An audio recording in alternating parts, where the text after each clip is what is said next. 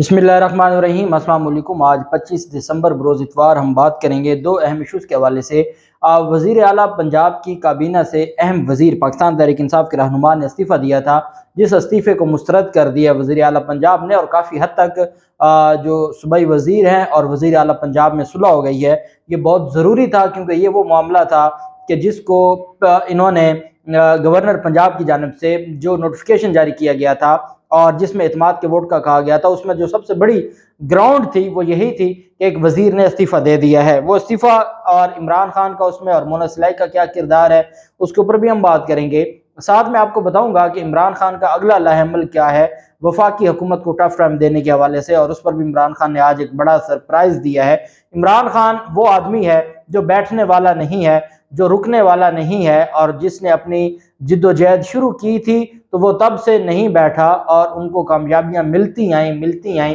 और कभी ऐसा नहीं हुआ कि इतनी बड़ी तादाद में मेंबरान को, जब तमाम ताकतें एक तरफ हो जाएं और एक अकेला सियासतदान एक तरफ हो और वो इतने लोगों को बचा ले, ये भी बहुत बड़ी बात है। और ये इमरान खान को वाकई बहुत बड़ी कामयाबी मिली है।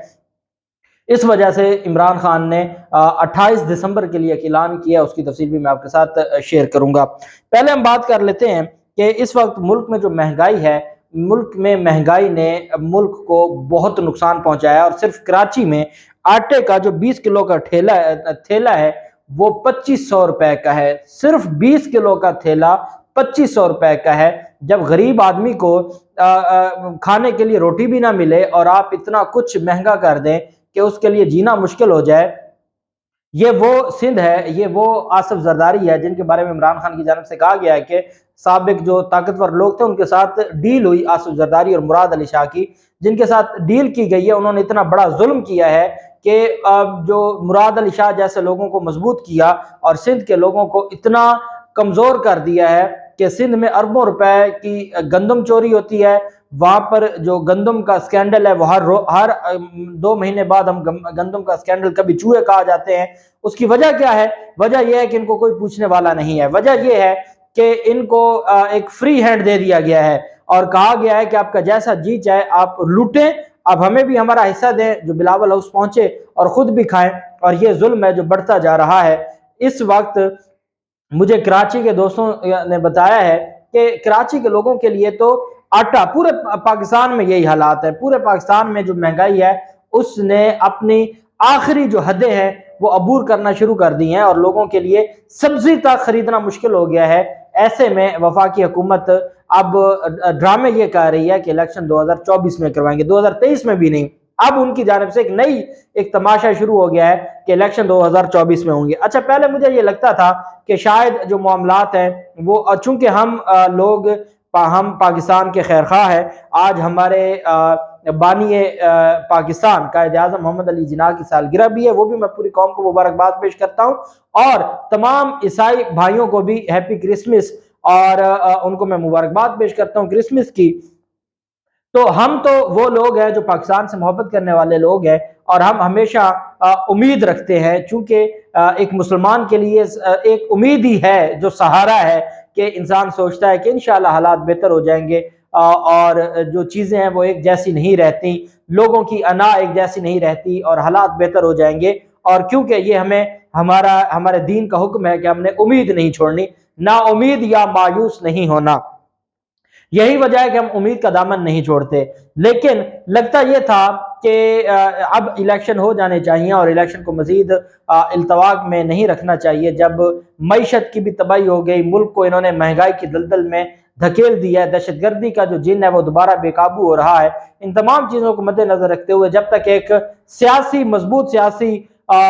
हुकूमत नहीं आती, वो इन मामलात को हल नहीं कर सकती। लेकिन अब ये लगता है कि जो ये बातें 2024 की करते हैं, तो कोई बईद नहीं है कि ये 2024 तक भी चला जाए, क्योंकि जो कुछ इन्होंने कहा है वो ये करके दिखा रहे हैं और इनको पूरी सपोर्ट हासिल है। इन्होंने कहा कि हम असम्बलियां तहलील नहीं होने देंगे। इमरान खान कहता है कि भाई मेरी हुकूमत है, वजीर आला मेरे राइट बैठा है, एक वजीर आला मेरे लेफ्ट बैठा है, और मेरे पास मेजोरिटी भी है, तो फिर क्यों नहीं मुझे असम्बलियां तहलील करने देंगे? उन्होंने कहा हम नहीं करने देंगे, और उन्होंने करके दिखाया। किस तरीके से अदालतों से रिलीफ लिया, किस तरीके से इन्होंने गवर्नर को इस्तेमाल किया, किस तरीके से चीफ सेक्रेटरी को कमरे में बंद करके अहकामात लिए गए, ये वो सारी चीजें हैं ہم نے دیکھا جب ان کو ہمارے اوپر مسلط کرنا تھا تو رات کے 12 بجے ہم نے عدالتوں کے دروازے کھلتے دیکھے تھے، ہم نے یہ دیکھا تھا کہ عدالتیں کیسے کھلتی ہیں اور عدالتیں کیسے ان کو رات کے اندھیروں میں ریلیف دیتی ہیں، لیکن یہ جو سارے معاملات ہیں الٹیمیٹلی ان کے گلے پڑنے ہیں، اور یہ جو چیزیں ہیں یہ ان کو بہت مہنگی پڑنے والی ہیں۔ اب یہ ان کو میں سوچتا ہوں کہ آپ نواز شریف کو بھی لوئیں، جو آپ نے ایک تیر مارنا ہے نا، آپ نے شہباز شریف کو ایک اچھا منتظم پوری قوم کو بتایا ہوا تھا، اب آپ نے دیکھ لیا وہ کوئی منتظم نہیں تھے۔ آپ نے کہا کہ اسحاق ڈار معیشت سنبھال سکتا ہے، اسحاق ڈار نے مزید بیڑا غرق کر دیا، معیشت کوئی نہیں سنبھالی۔ اب آپ کو یہ لگتا ہے نا بھئی انقلاب نواز شریف کی وجہ سے رکا ہوا ہے، لے آئے ان کو اور ان کو کہیں کہ پھر وہ بیٹھ جائیں، ان کی نااہلی بھی ختم کر دیں اور کہیں انہیں کہ ملک کے حالات ٹھیک کریں۔ آپ کیوں قوم کو بے وقوف سمجھتے ہیں؟ قوم اب ان چیزوں کو نہیں ماننے والی۔ قوم اب یہ سمجھتی ہے کہ بہت ہو گیا تماشا، انف از انف، اب بہت تماشا ہو گیا اور اب اس تماشے کو ختم ہونا چاہیے۔ اور میں حیران ہوتا ہوں کہ آپ 2024 میں جو لے جائیں گے تو کیا 2024 میں اسی عوام سے نہیں آپ نے لینے ووٹ؟ آپ اس عوام سے کیسے بھاگ سکتے ہیں جس عوام کی آج آپ کو یہ لگتا ہے کہ آپ ووٹ لینے کے قابل نہیں ہے؟ تو پھر مجھے بتائیں کہ آپ 2024 میں کیسے قابل ہو جائیں گے؟ اگر تو آپ کو یہ لگتا ہے کہ آپ ہی حکمرانی میں اور عمران خان کو آپ روکنا چاہتے ہیں یا عمران خان کو آپ ایک کمزور حکومت دوبارہ دلوانا چاہتے ہیں، تو پھر آپ ایک کام کریں، 15 سال کے لیے 20 سال کے لیے آپ کا پورا سیٹ اپ آپ کا ہے نا، پورا سیٹ اپ آپ کا بیٹھا ہے، تو آپ 20 سال کے لیے آئین کو معطل کر دیں اور ملک میں ایمرجنسی نافذ کر دیں اور آپ اپنی حکومت چلائیں، تاکہ ملک میں نہ کوئی احتجاج ہو، نہ جلسہ ہو، نہ دھرنا ہو، نہ کوئی وی لاگ کرے، نہ کوئی سیاست کی بات کرے، نہ کوئی سوشل میڈیا کے اوپر بات کرے، اور پھر آپ اپنے معاملات کو چلائیں۔ لیکن اگر آپ کو یہ لگتا ہے کہ آپ اس طرح کا جو تماشا ہے وہ جاری رکھیں گے، 2024 تک لے کے جائیں گے، تو اس میں نقصان صرف پاکستان کو ہے۔ اور آپ لوگ تو پیسے، آپ کی تو ایک دہاڑی پاکستان کو اتنی مہنگی پڑ رہی ہے،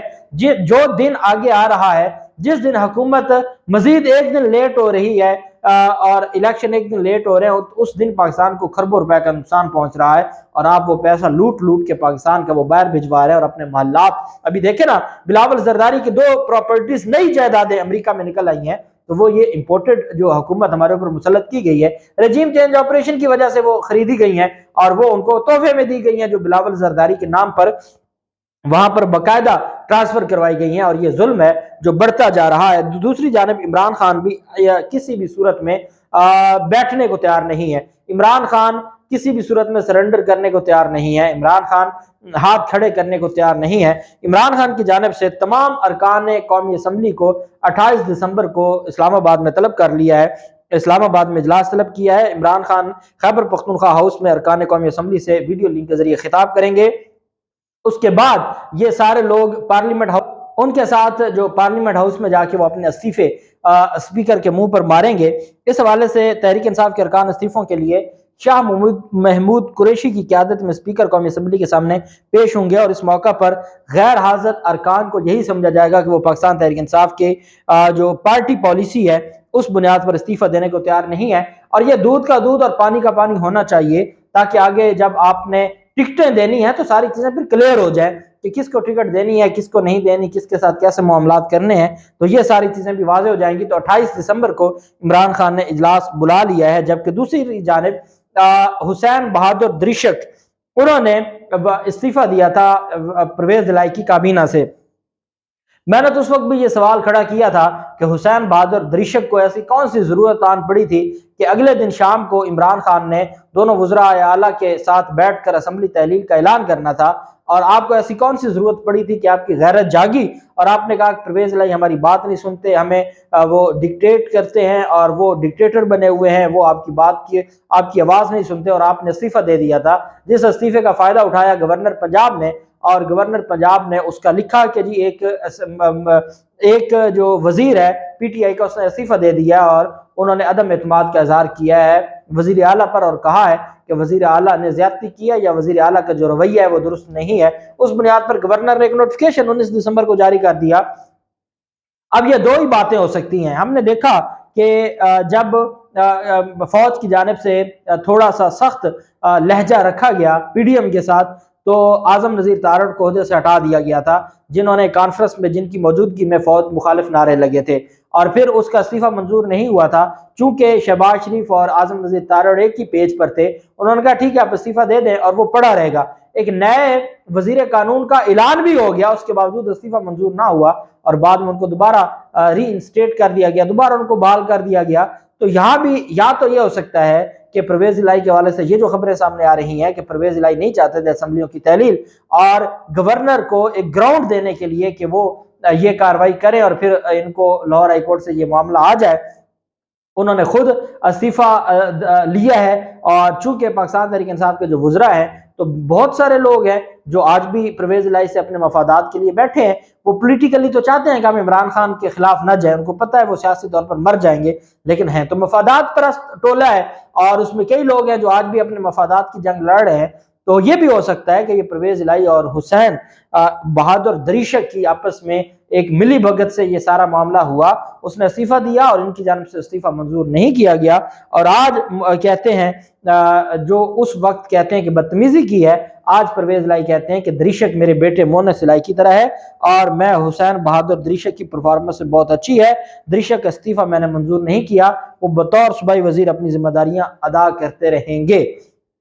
اب یہ جب استعفیٰ ختم ہو گیا اور ان کے معاملات طے ہو گئے تو اعتماد کے ووٹ کا جو نوٹیفیکیشن تھا جو ابھی صرف معطل ہوا ہے، اور اس پر اگر یہ سپریم کورٹ بھی جاتے ہیں تو یہ ان کے اس نوٹیفیکیشن کو تو کمزور کرے گا ہی کرے گا۔ یہ اور بات ہے کہ انہوں نے اس نوٹیفیکیشن کا فائدہ لے لیا ہے، اسمبلیوں کی تحلیل کو فی الحال رکوا دیا ہے، لیکن الٹیمیٹلی یہ معاملہ